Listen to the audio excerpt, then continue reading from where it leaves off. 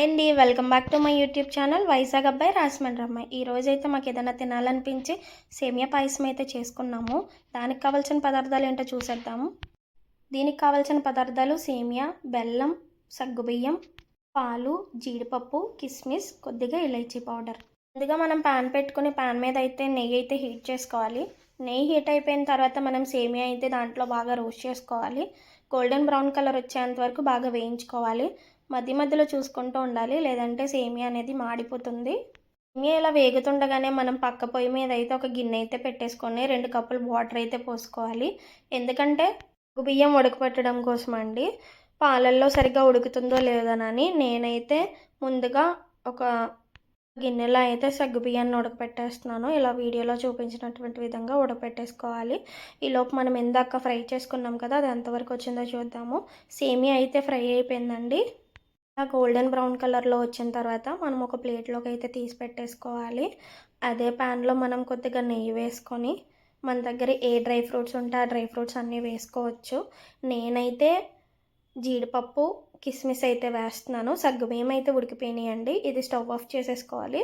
కొద్దిగా నెయ్యి వేసుకొని దాంట్లో జీడిపప్పు, కిస్మిస్ అయితే వేసుకొని బాగా రోస్ట్ చేసుకోవాలండి. ఇవి కూడా మాడిపోకుండా గోల్డెన్ బ్రౌన్ కలర్ వచ్చేంత వరకు వీడియోలో చూపించినటువంటి విధంగా మనం వేయించుకోవాలి. బాగా వేగిన తర్వాత మనం ఒక బౌల్లోకి అయితే తీసేసుకోవాలి. వీటిని చూసుకుంటూ ఉండాలండి, లేదంటే మాడిపోతాయి. చూడండి ఎలా బ్రౌన్ కలర్లో అయితే వచ్చాయో. ఇలా వేగిపోయిన తర్వాత ఒక గిన్నెలోకి అయితే తీసేసుకుంటాము. గిన్నెలోకి తీసేసుకున్న తర్వాత అదే ప్యాన్లో ఇందాక మనం పాలు చూసాం కదండి, ఆ పాలు అయితే బాగా బాయిల్ చేసుకోవాలి. పాలు వీడియోలో చూపించినటువంటి విధంగా బాగా మరిగిన తర్వాత మనం సేమియాని అయితే దాంట్లో వేసుకోవాలండి. సేమియా దాంట్లో వేసిన తర్వాత బాగా కలపాలి, లేదంటే అడిగంటిపోతుంది. సేమియా అయితే బాగా పాలల్లో ఉడికిన తర్వాత మనం ఇందాక సగ్గుబియ్యం ఉంటాయి కదండి, అవి నేను లాస్ట్లో ఎందుకు వేసానంటే ఆల్రెడీ అవి ఉడికిపోయినాయి కాబట్టి దీంట్లో ఒక 2 మినిట్స్ ఉడికితే సరిపోతుందని నేను లాస్ట్లో అయితే సగ్గుబియ్యం అయితే యాడ్ చేశాను. రెండు బాగా కలుపుకొని అడగంటకుండా బాగా కలుపుకోవాలి. రెండు బాగా కలుపుకొని బాగా ఉడకనివ్వాలి. ఉడకనిచ్చిన తర్వాత బెల్లం వేసుకోవాలి. దీంట్లో పంచదార అన్న వేసుకోవచ్చు. నేను పంచదార అయితే స్కిప్ చేసేసాను.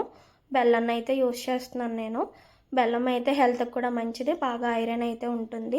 బెల్లం బాగా మిక్స్ అయ్యేంత వరకు బాగా కలుపుకోవాలండి. చివరిగా మనం ఇలైచీ పౌడర్ అయితే వేసుకొని బాగా మిక్స్ చేసుకోవాలి. తర్వాత మనం ఇందాక వేయించి పెట్టుకున్న డ్రై ఫ్రూట్స్ ఉన్నాయి కదండి, జీడిపప్పు, కిస్మిస్, అవి కూడా వేసుకొని పైన కొంచెం నెయ్యి కొంచెం వేసుకుంటే సరిపోతుంది. మీరు ఎవరైనా ఇలా ట్రై చేసి ఉంటే కింద కామెంట్ చేసేయండి. మీకు ఈ వీడియో నచ్చినట్లయితే లైక్, షేర్, సబ్స్క్రైబ్ చేయండి. బాయ్.